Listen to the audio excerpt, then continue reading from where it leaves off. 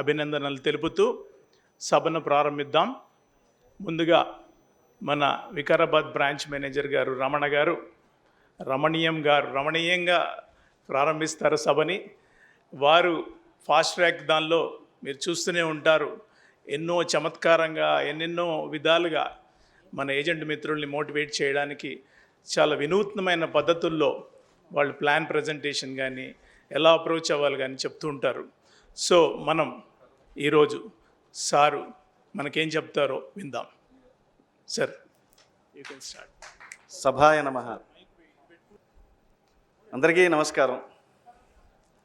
బాగున్నారా? బాగుండాల్సిందే. మీరందరూ బాగుండాలి. మీరందరూ బాగుంటే ప్రపంచం కూడా బాగుంటుంది. ముందుగా ఇంత అద్భుతమైనటువంటి వేదికని ఏర్పాటు చేసి ముఖ్యంగా మన గంపా సార్ క్లాస్ వినడానికి ఒక అవకాశం కల్పించినటువంటి ఈ ఫాస్ట్ ట్రాక్ ఎండిఆర్టీ ఆర్గనైజర్స్ అందరికీ కూడా నా మనపూర్వక నమస్కారములు, ధన్యవాదములు. ఎందుకంటే కళ్ళ ముందు అవకాశాలు ఉంటాయి. ఎవరైతే అవకాశాలు వినియోగించుకుంటారో వారే వృద్ధిలోకి వస్తారు. అవకాశాలు వినియోగించుకోవాలి, నేను ఎదగాలి అనే భావన లేనప్పుడు ఎదురుగుండా బంగారం ఉన్నా కానీ మనకు కనపడదు. సో ఈరోజు ఈ కార్యక్రమానికి వచ్చినటువంటి మీ అందరికీ కూడా నమస్కారములు, ధన్యవాదాలు. మీరందరూ కూడా ఖచ్చితంగా గంపా సార్ చెప్పినట్లు ఈ స్టేజ్ సరిపోదు అనిపించేటువంటి స్థితిని నెక్స్ట్ మీటింగ్కి తీసుకురావాల్సిందిగా నేను కోరుకుంటున్నా. అందరికీ తెలుసు కదా ఇదేంటో, గులాబీ మొక్క. అక్కర్లే,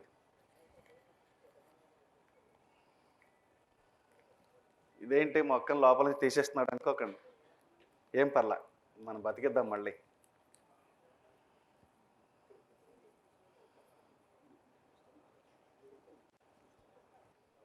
చాలా అందంగా ఉన్నాయి పూలు. పెరుగుతున్న కొద్దీ ఇంకా ఎక్కువ పూలు వస్తుంటాయి, అందరికీ తెలిసిందే కదా. ఇది ఇలాగే ఉంటే ఎదుగుతుందా? ఎదుగుతుందా?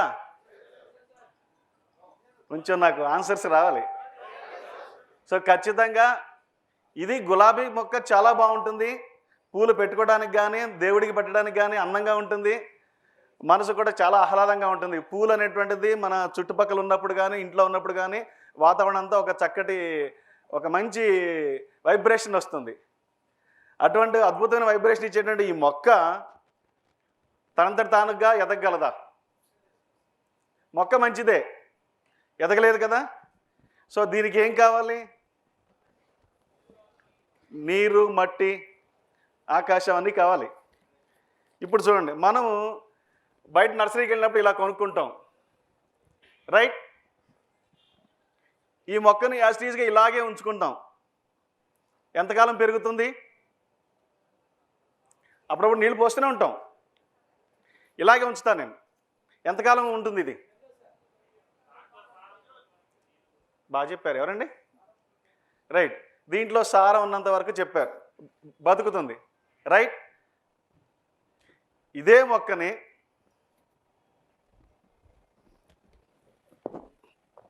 కుండీలో పెట్టా, ఏమన్నా తేడా ఉందా? సేమ్, పెద్ద తేడా ఏం లేదు, ఓకే కదా. ఇలా కాకుండా ఈ మొక్కను నేను తీసుకొని ఈ పొరలు తీసేసి భూమిలో పాతాను అనుకోండి,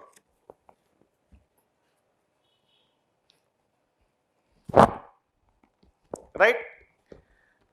ఇదే గులాబీ మొక్క అద్భుతమైనటువంటి పూలిస్తూ మంచి పరిమళాన్ని వెదజల్లుతూ మనసుకు ఆహ్లాదం కలిగించేటువంటి ఈ పూల మొక్కని చుట్టూ ఉన్న పొరలన్నీ తీసేసి నేను భూమిలో పాతాను.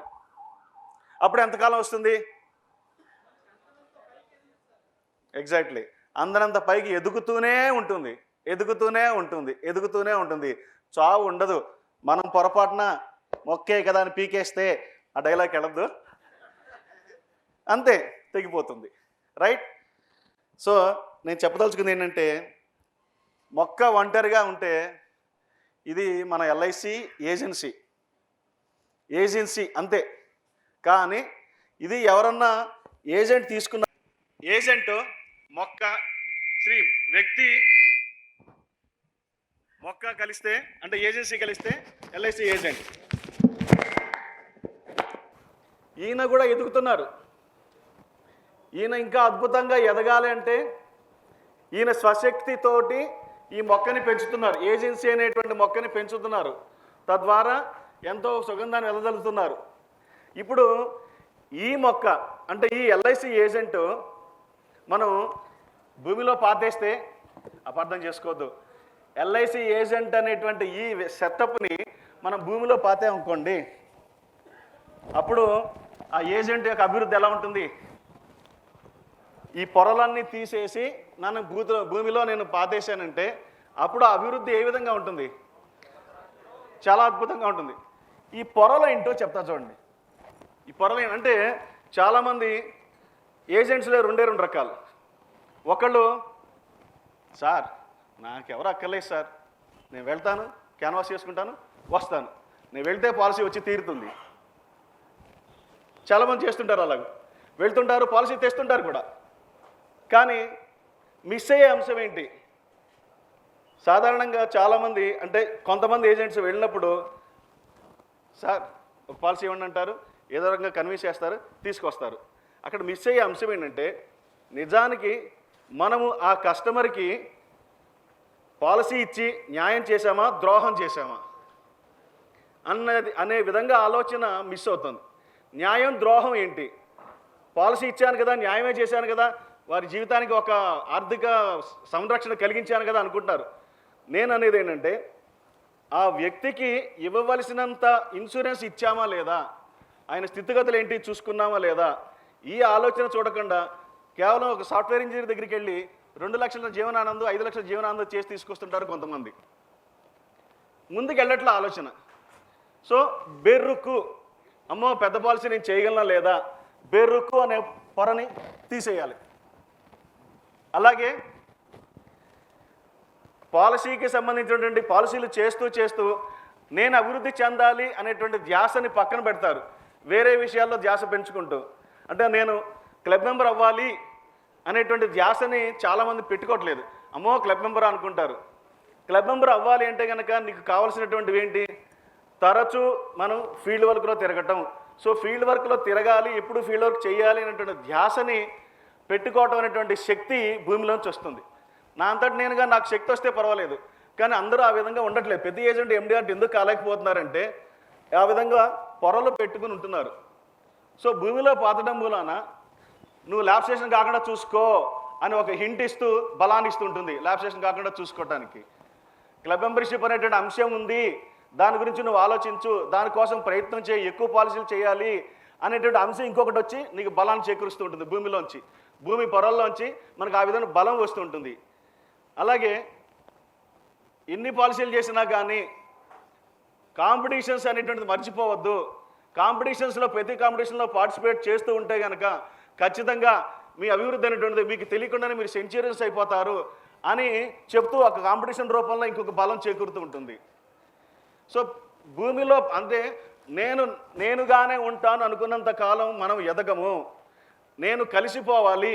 కలిసిపోవటం అంటే ల్యాబ్ స్టేషన్ గురించి ఆలోచించడం, క్లబ్ మెంబర్షిప్ ఆలోచించడం, అలాగే కాంపిటీషన్స్ గురించి ఆలోచించడం, ఈ రకమైన బలాలన్నీ కూడా మీకు భూమిలోంచి వస్తాయి. భూమి అంటే ఏమి లేదండి, మన చుట్టుపక్కల ఉన్నటువంటి మన ఫ్రెండ్స్ కావచ్చు, మన డెవలప్మెంట్ ఆఫీసర్, సిఎల్ఐ ఏజెంట్, తోటి ఏజెంట్ ఫ్రెండ్స్, డెవలప్మెంట్ ఆఫీసర్స్, అలాగే branch manager, assistant branch manager, వీళ్ళందరూ ఇచ్చేటువంటి సూచనలు, సలహాలను స్వీకరిస్తూ ఉండటమే పొరలు తీసేయటం అంటే. ఎప్పుడైతే నేను చాలు అనుకుంటానో నేను ఎదగను, అలా కాకుండా పొరలన్నీ విడదీసుకోవాలి. ల్యాబ్ స్టేషన్ గురించి ఆలోచించడం, అలాగే క్లబ్ మెంబర్షిప్ ఆలోచించడం, కాంపిటీషన్. ముఖ్యంగా చూడండి, ఈ రోజులో కాంపిటీషన్ లేనటువంటి రోజు లేదు, కాంపిటీషన్ లేని వారం లేదు. సో ఎవరైనా కానీ ప్రతి కాంపిటీషన్లో కాళ్ళు వేళ్ళు పెడుతూ ఉంటే చాలు, మీకు తెలియకుండా మీరు సెంచూరియన్ అయిపోతారు. మీకు తెలియకుండా క్లబ్ మెంబర్షిప్ ఆటోమేటిక్గా వచ్చి తీరుతుంది. 5 ఏళ్ల క్రితం ఇటువంటి అవకాశాలు లేవు. 5 ఏళ్ల క్రితం కాంపిటీషన్స్ అంటే మహా అయితే నెలకొకటి ఉంటుంది అంతే. అనుక్షణం కాంపిటీషన్స్ ద్వారా మిమ్మల్ని ఉత్తేజపరిచేటువంటి సంస్కృతి వచ్చినప్పుడు ఆ అవకాశం మనం వినియోగించుకోకపోతే మనం ఎప్పుడూ కూడా ఒంటరి మొక్కగానే ఉంటాము. లేదంటే గంట ఇలా ఉపయోగించుకుంటూ ఉంటే చక్కటి వృక్షం అయిపోయి 10 మందికి ఉపయోగపడతాం. సో ఫ్రెండ్స్, ప్రతి ఏజెంటు కూడా తన చుట్టూ ఉన్నటువంటి పొరని విడదీసుకొని ముఖ్యంగా కాంపిటీషన్స్ విషయంలో శ్రద్ధ పెడితే ప్రతి ఏజెంట్ కూడా అభివృద్ధి చెందడం అనేటువంటిది జరుగుతుంది. అది దృష్టిలో పెట్టుకోవాలి. ఇంతే కాకుండా తన ఎదుగుదలని ఆపేసేటువంటి ఇంకొక పొర ఏంటంటే కాంపిటీషన్ సంబంధించిన సర్క్యులర్స్ తెలుసుకోకపోవటం. ప్లస్ ఇంకా అత్యంత ముఖ్యమైనది ఏంటంటే మనకి డివిజనల్ ఆఫీస్ నుంచి కానీ బ్రాంచ్ నుంచి కానీ మన డిఓ సిఎల్ఐఏ లీకా అలాగే వీళ్ళందరి దగ్గర నుంచి వచ్చేటువంటి మెసేజెస్ని మనం సరిగ్గా గమనించకపోవటం. ఇప్పటికీ కూడా చాలామందికి ఈ గంపా గారి క్లాస్ ఉన్నది అన్న విషయం చాలా చాలా గ్రూపులో వెళ్ళా కానీ ఆ గ్రూప్లో ఉండి తెలియని వాళ్ళకి చాలామంది ఉన్నారు. రీజన్ ఏంటంటే వచ్చిన మెసేజ్ చదవకపోవటం, చదివిన దాన్ని ఎక్కించుకోకపోవటం. సో ముందర విషయం మనం తెలుసుకుంటే ఏం చేయాలి అన్నది నాకు అర్థమవుతుంది. నేను విషయమే తెలుసుకోకపోతే నేనేం చేయాలనేటువంటిది ఎవరికి అర్థమవుతుంది? ఎవరికి అర్థం కాదు కదా. సో మనం ఎదగాలి అని శ్రద్ధ ఉన్నప్పుడు ముఖ్యంగా మనకు వచ్చేటువంటి మెసేజెస్ చదువుతూ ఉండాలి, కాంపిటీషన్ సంబంధించిన డీటెయిల్స్ చదువుతూ ఉండాలి. సాధారణంగా చాలామంది కాంపిటీషన్ సర్కిల్లో చూడంగానే 8 పాలసీలు అబ్బా ఏం చేస్తానులే, ఎప్పుడైతే 8 ఏం చేస్తానులే అని నేను ఆగిపోయానంటే ఆ నెలలో నేను ఒకటి కూడా చేయలేను. ఈ 8 పాలసీల కోసం నేను ఎందుకు ట్రై చేయకూడదు అంటే 8 అవ్వచ్చు, 10 అవ్వచ్చు, 2 అన్నా అవ్వచ్చు. ఆ 2 మనకి లాభమే కదా. సో దయచేసి మెసేజెస్ చదవటం అనేటువంటిది ఒక దినచర్య అనుకోండి. అంతేకాకుండా మెసేజెస్ చదవటం అనేది మన భోజనంలో ఒక భాగం. మనం భోజనం చేసేయడం అనేది మనం బతకాలంటే భోజనం చేయాల్సిందే కదా. సో ప్రతిరోజు ఎలాగైతే టైం ప్రకారం టిఫిన్, భోజనం, కాఫీ, టీలు తీసుకుంటూ ఉంటామో మెసేజ్లు చదివే అలవాటు చేసుకోండి. ఖచ్చితంగా మెసేజ్లు చదివే వాళ్ళలో ఎంతో కొంత చైతన్యం పెరుగుతుందంటే వస్తుందని అట్లా ప్రతి మనిషిలో చైతన్యం ఉంటుంది. దాన్ని బయటికి లాగాలి. బయటికి లాగే ప్రక్రియే ఈ మెసేజెస్ కావచ్చు, కాంపిటీషన్స్ కావచ్చు. అలాగే ఫ్రెండ్స్తో ఎప్పుడు కలుస్తూ ఉండాలి. రెగ్యులర్గా నేను నా బిజినెస్ ఏదో నేను చేసుకుంటూ ఆఫీస్కి వస్తాను, ఒక పాలసీ ఇస్తాను, వెళ్తాను. ఇలా చేస్తూ ఉండటం మూలన ఎదుగుదల అనేటువంటిది కుంటిపడుతుంది. అలా కాకుండా నలుగురిలో కలుస్తూ ట్రైనింగ్ క్లాసెస్ అటెండ్ అవుతూ అలాగే ఈ కాంపిటీషన్స్ గురించి తెలుసుకుంటూ ఈ మెసేజ్ చదువుతూ ఉంటే ఖచ్చితంగా మన అభివృద్ధి అనేటువంటి ఉంది. మనం ఎదగాలి అని అనుకున్నప్పుడు ఆటోమేటిక్గా అవకాశాలన్నీ కనబడతాయి. ఎదగాలి అనేటువంటి ధ్యాస మనసులో లేనప్పుడు కళ్ళ ముందున అవకాశం కూడా మనకు కనబడదు. సో దయచేసి మీరందరూ కూడా అవకాశాలు కల్పించుకోవాలి, ఉన్న అవకాశాలను వాడుకోవాలని నేను మనసారా కోరుకుంటాను. ప్రతి ఏజెంటు కూడా వృత్తి మీద శ్రద్ధ పెట్టాలి. వృత్తి మీద శ్రద్ధ పెట్టినప్పుడే మనకు డిఫరెంట్ ఆలోచనలు వస్తాయి. ఆలోచనలు ఎప్పుడు మనకి ఇన్నోవేటివ్గా వస్తాయంటే మనకి ఇష్టమైనప్పుడు. సో ఇష్టం చేసుకుంటే ఎటువంటి ఆలోచన వస్తుంది? కష్టంలో కూడా ఆనందంగా మనం ఏదో ఒకటి వెతుక్కుంటూ ఉంటాం. కష్టంలో ఉన్నటువంటి ఆనందాన్ని ఎత్తుక్కోవడానికి సంబంధించి ఆల్రెడీ ఒకసారి చెప్పడం జరిగింది. చిన్న ఎగ్జాంపుల్ చెప్తాను. ఇలాగే మన ఏజెంట్ ఒక అతనికి కాలు ఫ్రాక్చర్ అయింది. కాలు ఫ్రాక్చర్ అయి బెడ్ మీద పడుకున్నాడు.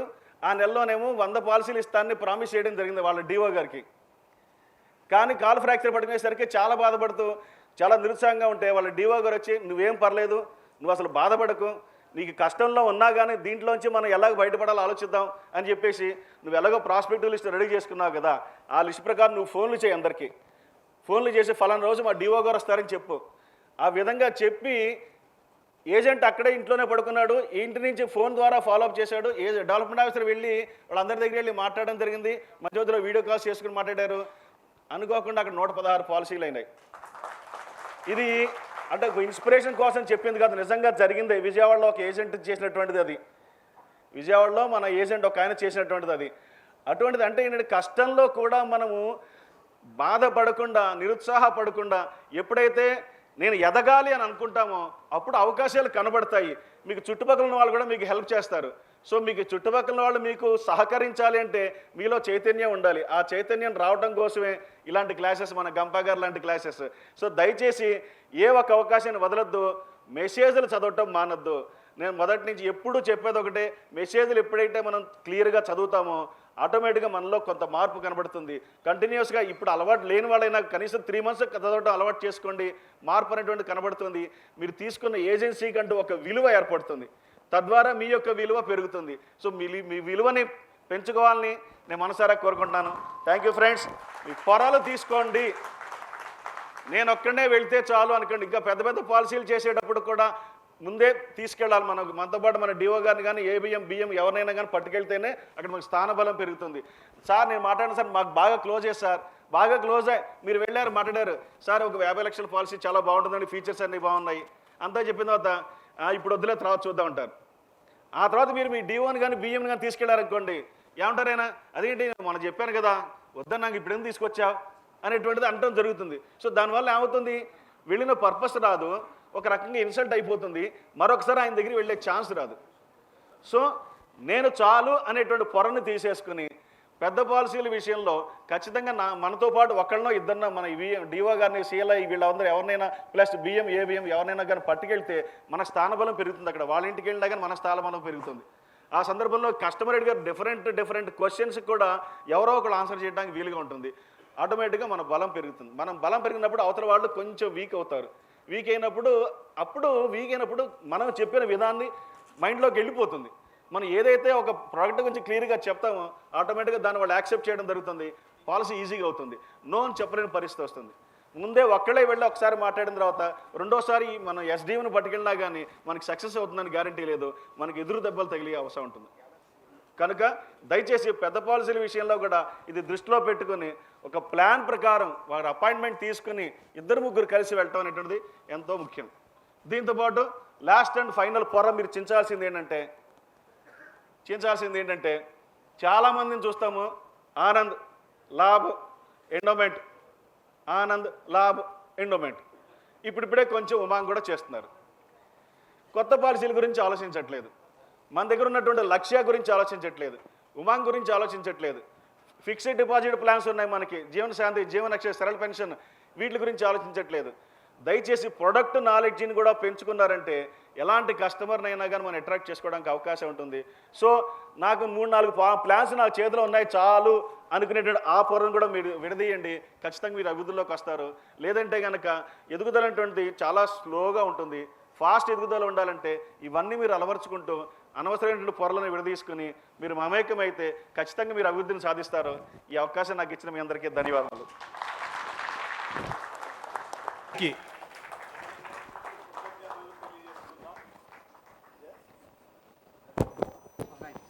హలో, మరొకసారి సార్కి చప్పట్లతో కృతజ్ఞతలు తెలియజేసుకుందాం. ధన్యవాదాలు. మన ఫాస్ట్ ట్రాక్ MDRT తరపున